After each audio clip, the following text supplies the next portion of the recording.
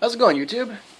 I'm Chef Jerry Hartnett, and again, I'm reduced to using my camera phone because I can't seem to find my video camera. It's probably somewhere in storage from when I moved from college.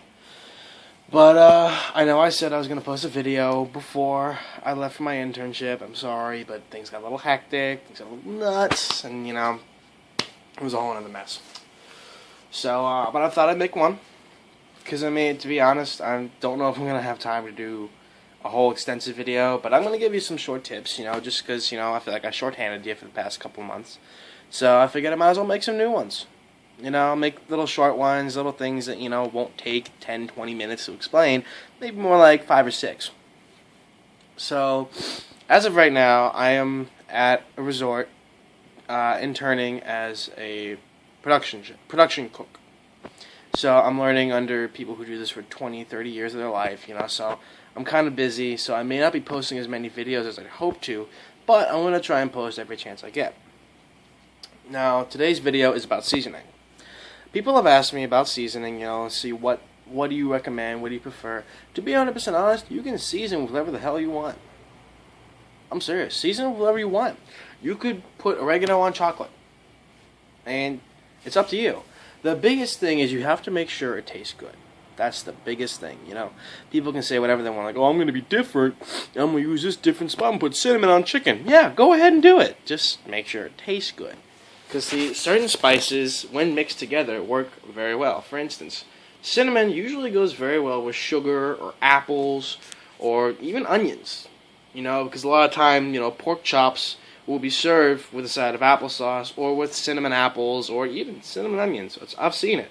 And it tastes delicious. It's just you have to get the right amount of cinnamon, other spices in there to mix together. So you have to be very responsible with your seasoning. Because there are some seasonings that are just unbelievably overpowering. And if you put them in, they could overpower the entire dish. For instance, if you were to put, say, let me think of a good one. Maybe like cayenne pepper on a fish. A very good fish, a grouper. But cayenne pepper on a grouper. That's great. I'm sure it would taste great, but the only problem is you're only really going to be getting the cayenne pepper flavor. You'll be overpowering the flavor of the fish, which is actually quite good, and you'll basically be eating cayenne meat.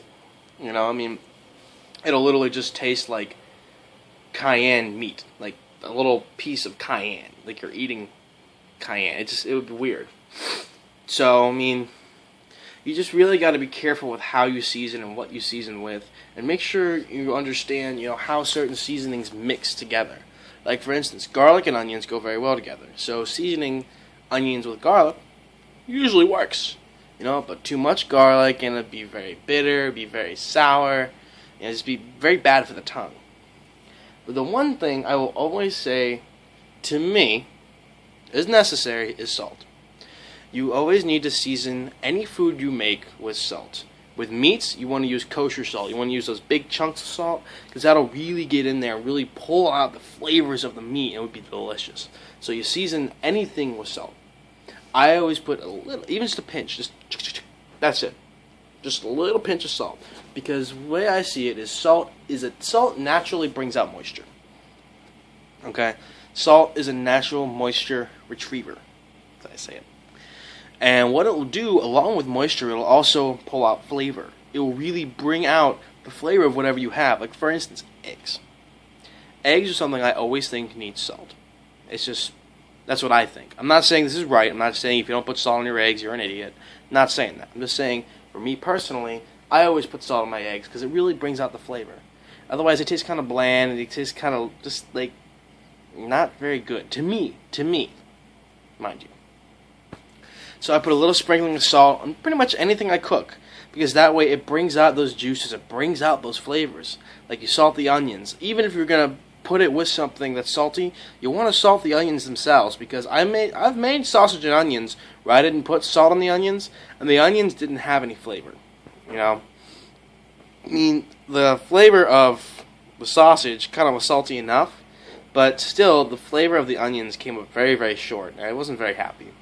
So, to take away from this lesson, be very careful how you season, but do what you want. Do what you want. Make sure it tastes good. and always have some form of salt in it. Those are my tips to you. So you always want to make sure that what you're seasoning with is going to be good for the dish. You want to make sure it's going to bring out flavor, it's going to meld well together, and that it's going to generally taste good. So season with whatever you want. Put cinnamon on that chicken, Put oregano on that chocolate cake. Do whatever you want. Just make sure that you're doing it in a way that makes it taste good. Because the number one thing you have to remember is if people don't like your food, you're done. You can be as experimental and as fancy as you want, but if people don't like your food, there's not really much you can do there. So, that's my little tip for the week, or month, or how long it's going to take me to make another video.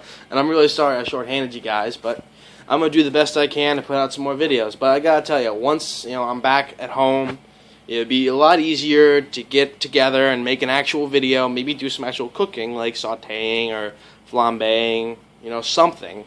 So that way I can show you guys how to do some actual cooking. But for now, you're going to have to make do with some quick tips. So, this is Chef Jerry Hartnett, signing off. So, adios, YouTube.